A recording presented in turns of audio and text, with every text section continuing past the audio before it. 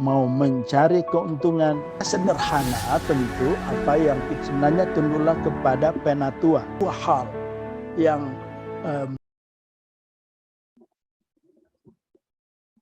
salam jumpa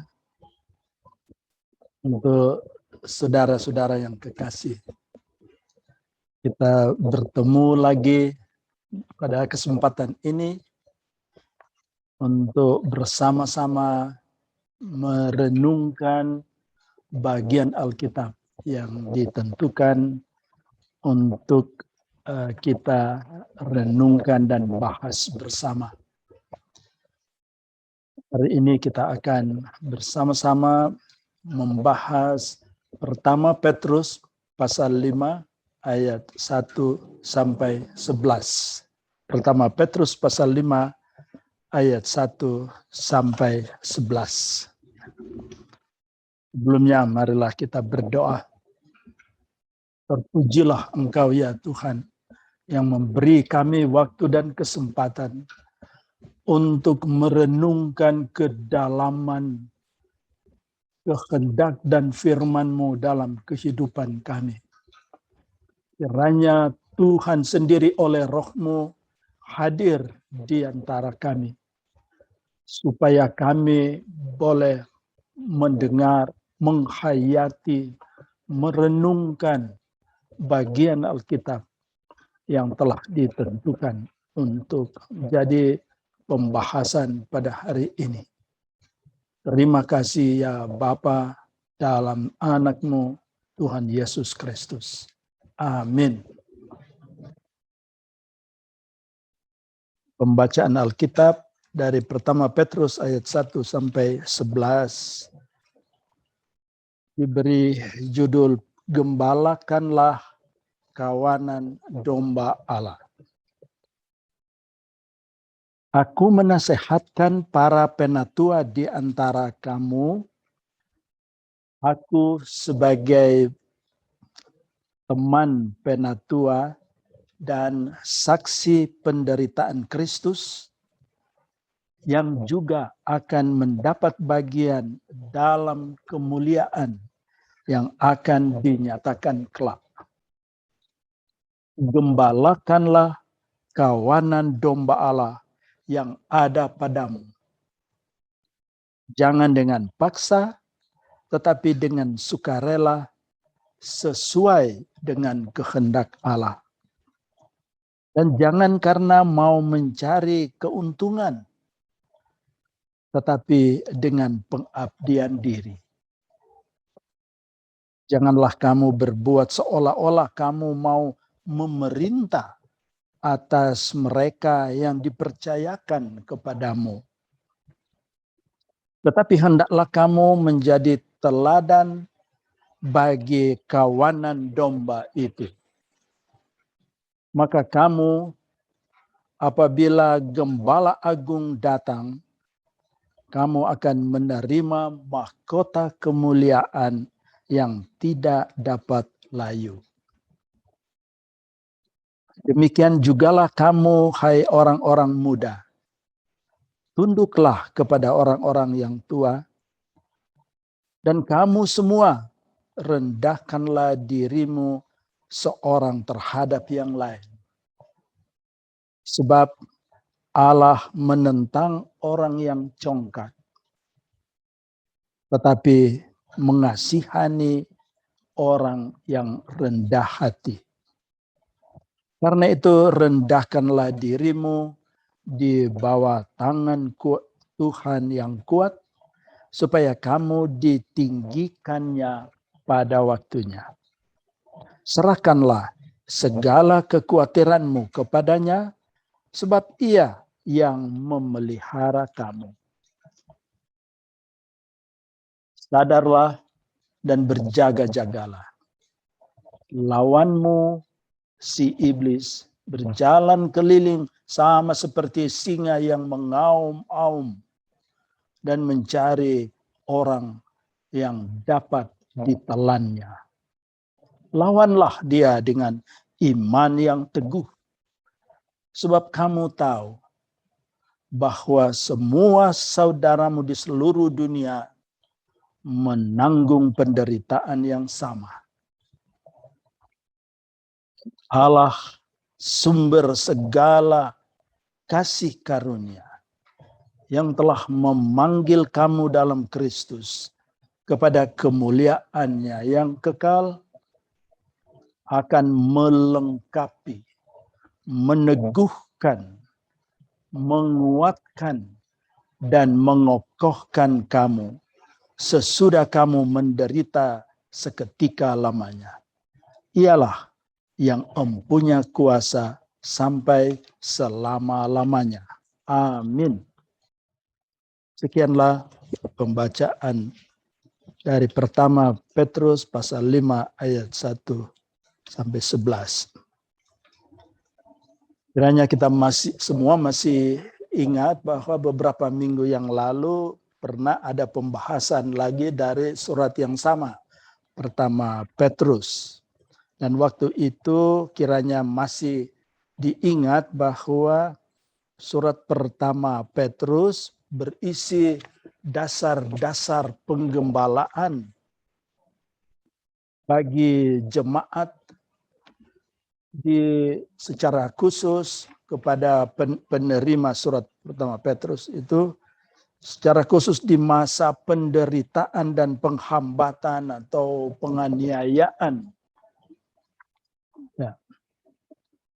Dan lagi dijelaskan waktu itu bahwa penulis adalah seorang penatua dari Roma dan menulis surat pertama Petrus ini kepada jemaat-jemaat di Asia Kecil yang daerahnya sama luasnya dengan Sulawesi Utara dan Sulawesi Tengah, kira-kira begitu. Dan kalau kita membuka peta dunia, kalau kita melihat mencari negara atau daerah Irak sekarang, dan itulah daerah di mana surat pertama Petrus ini dikirim pada abad pertama itu. Ya. Dan pada akhir abad pertama surat ini ditulis kira-kira tahun 80, antara 80-an dan 90-an di zaman penderitaan yang hebat ketika Kaisar Domitianus memerintah dan menganiaya jemaat-jemaat Kristen supaya memaksa semua orang untuk tunduk kepadanya sebagai ilah, sebagai Allah penguasa. Ya. Dan di sini di surat ini pengarang memperkenalkan diri sebagai seorang penatua. Penatua yang di dalam penelitian ternyata penulis ini memakai otoritas Petrus. Jadi dia mengetahui banyak ajaran Petrus, bukan cuma ajaran tetapi sikap, semangat ya melayani, sehingga surat yang dia tulis itu pada akhirnya disebutkan surat Petrus. Ya. Mari kita melihat beberapa, seperti biasanya kita mulai dengan melihat beberapa catatan teks dan terjemahan. Di ayat 1, di ayat 1 ya ditulis, aku menasehatkan para penatua di antara kamu. Jadi pasal ini mau terarah ya kepada para pelayan ya. Dalam hal ini para penatua. Itu. Ya. Nah, aku menasehatkan dalam arti aku memohon, aku meminta kepada kamu. Itulah arti parakaleo itu. Saya memohon, saya meminta dengan sangat itu.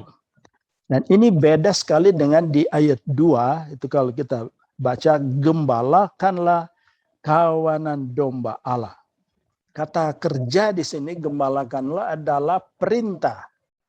perintah untuk menggembalakan jamaat atau domba yang dipercayakan kepada kamu.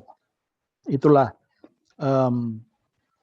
kata poimanate yang dipakai oleh penulis. Poimanate artinya perintah harus. Dan ini sebenarnya mengingatkan kita bahwa tugas utama daripada seorang gembala adalah mengerjakan pekerjaan penggembalaan. Nah, yang menarik di sini kata di sini perintah. Jadi bukan cuma sekedar mengajak, tapi memerintahkan. Kamu harus menggembalakan. Jadi bukan cuma sekedar memohon, tetapi haruslah kamu menggembalakan. Mengapa? Mengapa di sini? Tentu kita bertanya kenapa ini bersifat perintah itu. Situasi waktu itu sesuai dengan kata yang dipakai di sini, kata kerja di sini, perintah untuk melakukan sesuatu yang mendesak. Sesuatu yang mendesak. Mengapa? Karena domba-domba sudah berada dalam kesulitan, dalam keadaan perlu pertolongan, perlu arahan, itu perlu pendekatan. Dan karena itu kata ini dipakai oleh penulis bukan sekedar memohon tapi memerintah. Ya, karena apa? Karena sudah perlu segera umat domba-domba digembalakan. Tapi dengan syarat, ya sesudahnya itu kita baca di situ, tapi bukan, jangan dengan paksa tetapi dengan sukarela. Itu ayat 2. Itu. Dengan sukarela sesuai dengan kehendak Allah, dan jangan karena mau mencari keuntungan tapi dengan pengabdian diri. Itu kata-kata yang disebutkan sesudah memerintahkan para penatua untuk menggembalakan domba-dombanya. Berikut di ayat 5, ya tiba-tiba kalau kita lihat di ayat 5, demikian juga kamu hai orang-orang muda. Jadi kalau ayat 1-4 untuk para penatua, para pemimpin, pelayan, tapi di ayat 5, hai orang-orang muda, tunduklah kepada orang-orang yang tua. Terjemahan yang tua di sini sebenarnya kurang tepat karena penulis memakai kata presbiteros, artinya penatua. Jadi tunduklah kamu kepada penatua, para penatua. Nah, itu catatan terjemahan. Dan di ayat 6 supaya kamu ditinggikannya pada waktunya. Pada waktunya itu dipakai kairos. Banyak orang yang sudah paham kairos. Kairos artinya waktu yang tepat, waktu yang pas. Itu waktu yang paling baik. Begitu. Itu maksud, itu arti dari kairos itu. Berikut di ayat 7, serahkanlah segala kekhawatiranmu. Sebenarnya yang dimaksud oleh penulis itu serahkanlah semua kecemasan yang ada padamu, semua kegelisahan, bahkan ketakutan, serahkanlah kepada Tuhan. Itulah terjemahan yang lebih dinamis sebenarnya. Itu ya. Lalu di akhir ayat 7, karena Ia yang memelihara kamu, saya lebih suka kalau diterjemahkan karena Ia yang punya keprihatinan yang dalam terhadap kamu. Sebenarnya itu maksud utama daripada kata memelihara di sini. Jadi karena Ia yang punya keprihatinan terhadap kamu di dalam pekerjaan dan pelayanan kamu semua itu.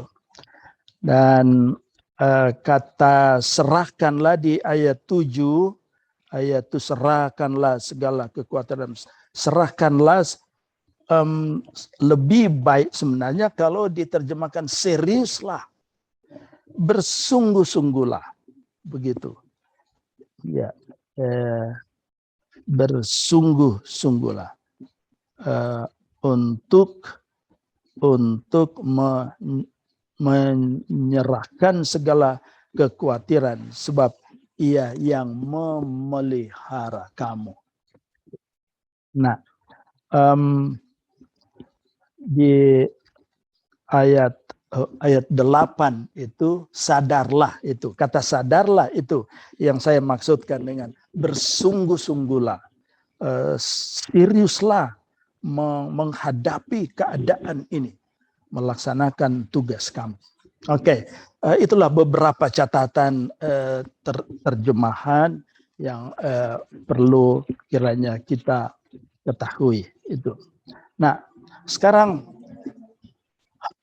apa kiranya berita yang mau disampaikan kepada kita, terutama kepada kita, kepada gereja kita, kepada Gereja Masih Injil Minahasa, dalam 1-2 hari ini akan mengadakan pemilihan para pelayan khusus itu. Nah, kebetulan perikop ini pertama-tama ditujukan kepada para pelayan khusus yang dalam Gereja Masih Injil Minahasa, yaitu pendeta, penatua, dan diaken itu. Nah, di waktu penulisan di zaman penulis tahun 80-an itu, penatua itu disapa sebagai pelayan yang menjadi sorotan utama dari jemaat, sebagai seorang pemimpin, ya, pelayan yang memberi diri untuk melayani jemaat. Dan kepada penatualah dipercayakan tugas yang kemudian menjadi tugas penatua dan syamas. Nah, ya cukup menarik bahwa dalam pertama Petrus ini cuma penatua yang disebut itu. Renungan kita minggu lalu ya, penatua dan diaken sebenarnya ya. Nah, mengapa? Karena tujuan daripada surat pertama Petrus ini ditujukan ke daerah kekristenan di mana jabatan penatua itu merangkum tugas penatua dan diaken. Itu penjelasan yang diperoleh. Oke. Selanjutnya kita melihat kata tadi dijelaskan perintah menggembalakan. Sekali lagi kata yang dipakai ini adalah kata perintah yang mendesak, yang perlu segera dilaksanakan, dan memang menggembalakan adalah sebenarnya tugas utama dari pelayan khusus. Secara khusus ya, dalam lingkungan Gereja Masih Injil Minahasa itu adalah pendeta, penatua dan syamas, terutama pendeta dan penatua itu. Ya. Nah, secara sederhana tentu apa yang kita maksudkan dengan tugas menggembalakan itu paling kurang mengunjungi domba, mengamati keadaan, pergumulan, keberadaan mereka. Tugas gembala adalah orang yang prihatin terhadap pergumulan domba, ya, dan tahu merahasiakan pergumulan domba itu. Ya, ada banyak hal yang tidak harus diketahui oleh orang lain, tapi hanya pelayan khusus itu yang tahu saja. dengan keluarga atau orang atau domba yang bersangkutan. Itu. Ya. Lalu jangan terpaksa, maksudnya jangan oleh karena dia cuma dipaksa untuk mau menduduki jabatan itu, lalu dia melaksanakan tugas secara terpaksa saja. Ya, sekali ia menerima tugas dan jabatan itu, ia sekaligus diharapkan untuk melaksanakan tugas tanpa paksa. Itu. Selain dari itu, jangan mencari keuntungan. Yang dimaksud terutama di sini jangan mencari keuntungan materi itu dari tugas pelayanan. Itu ada banyak kasus yang kita sudah dengar bagaimana para pelayan khusus itu mencari keuntungan melalui kedudukan sebagai pelayan khusus itu. Dan di samping itu begitu banyak ya pelayan yang cuma tahu bahwa pekerjaannya pimpin ibadah saja, cuma itu. Ya, itu yang menandakan bahwa dia seorang penatua, syamas, pendeta. Ya. Padahal sebagai gembala, ibadah hanya sebagian saja daripada tugas dan bentuk-bentuk pelayanan yang diharapkan. Sebagian daripada pengabdiannya sebagai seorang pelayan khusus.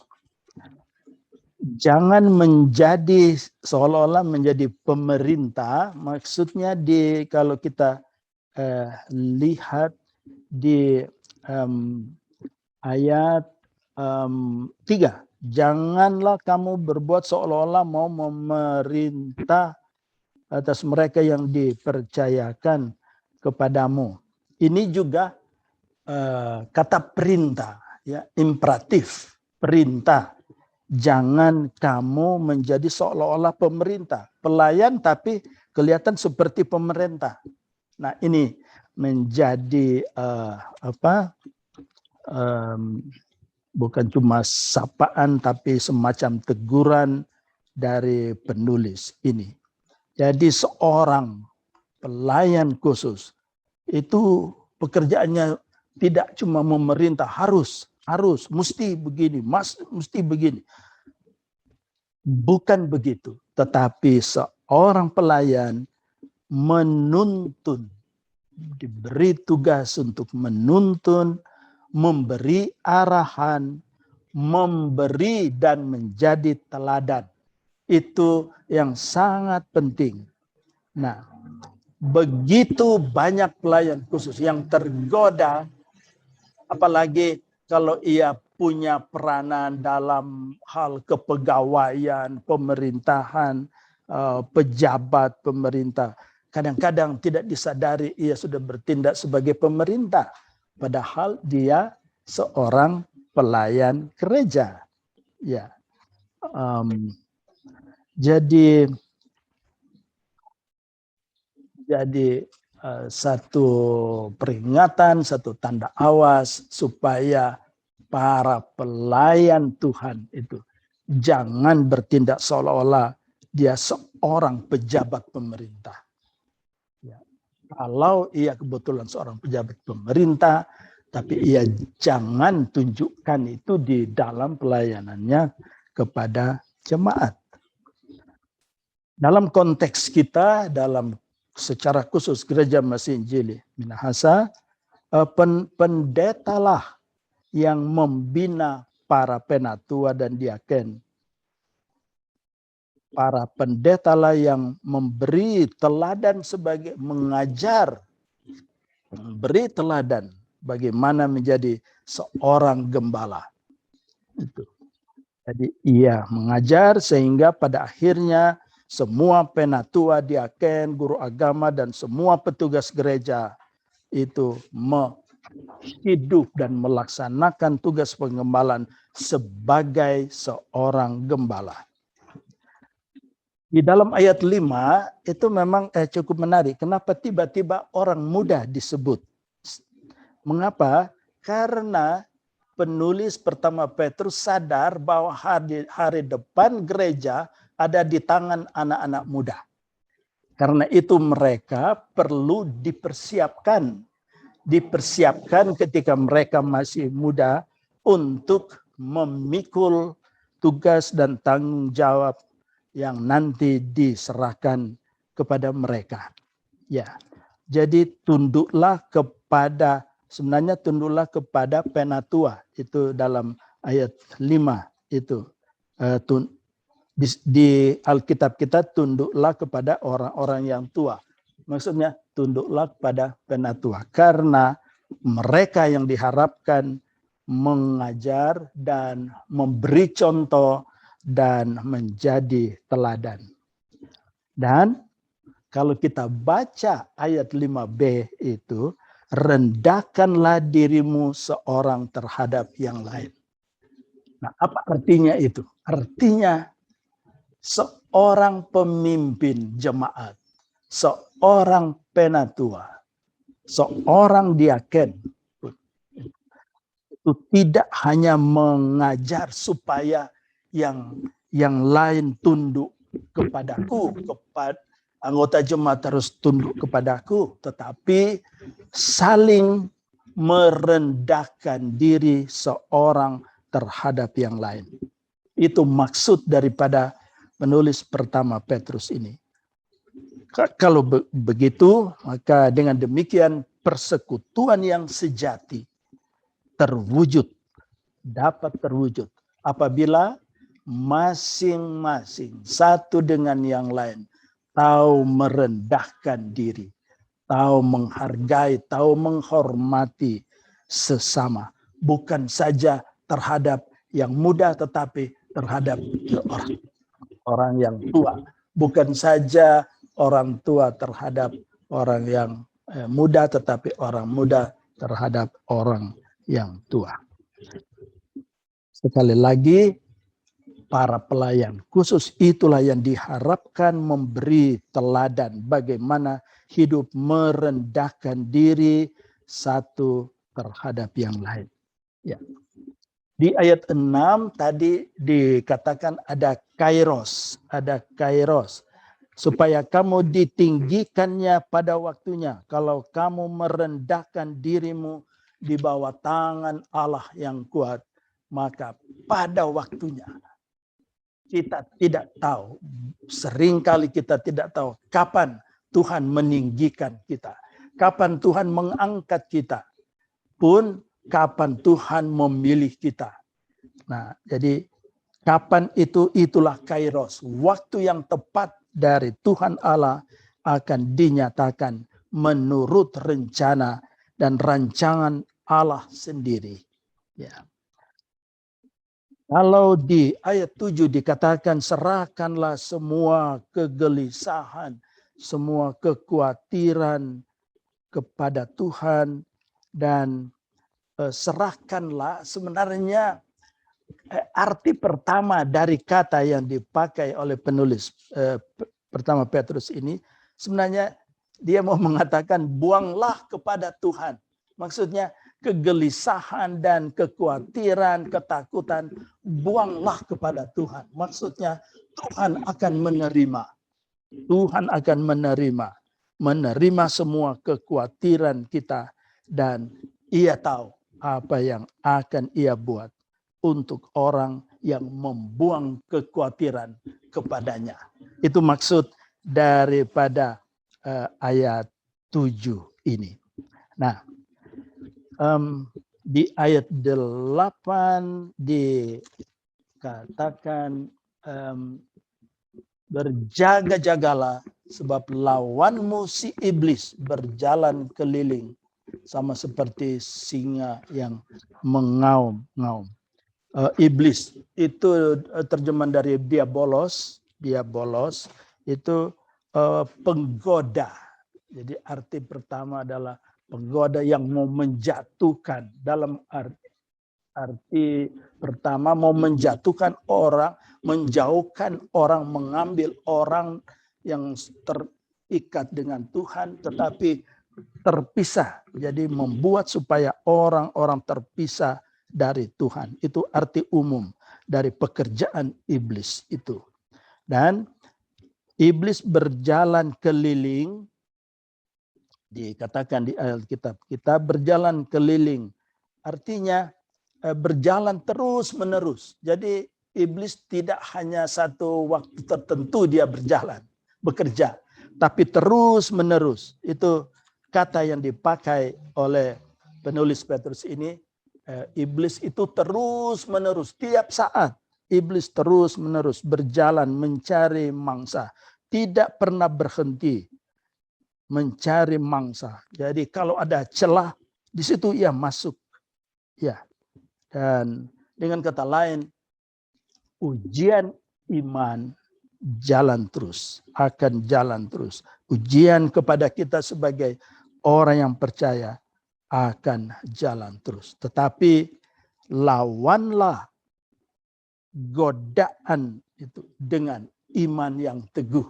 Itu nasihat daripada penulis pertama Petrus.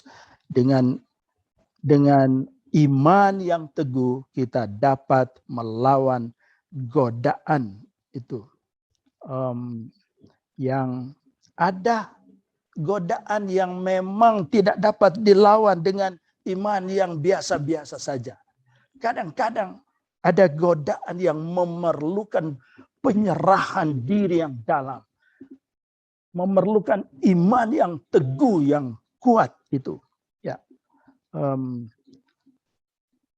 Khususnya bagi para pelayan khusus, paling tidak ada dua hal yang menjadi peringatan itu, yaitu pertama godaan supaya dalam pelayanan pada jemaat dia boleh memakai kuasa pemerintah sebagai seorang pemerintah, padahal bukan dia dipanggil bukan menjadi seorang pemerintah. Seorang pemimpin, seorang pelayan tidak harus menjadi seorang pemerintah itu. Dan yang kedua, godaan yang kedua adalah godaan untuk mencari keuntungan di dalam pelayanan.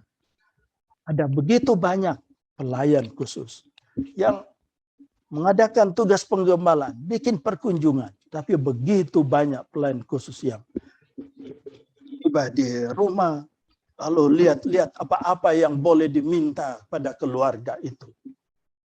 Sebagai tanda bahwa dia sudah melayani jemaat dan siapa tahu keluarga itu mau memberikan itu kepadanya. Nah, inilah godaan yang sering terjadi di dalam pelayanan kepada jemaat.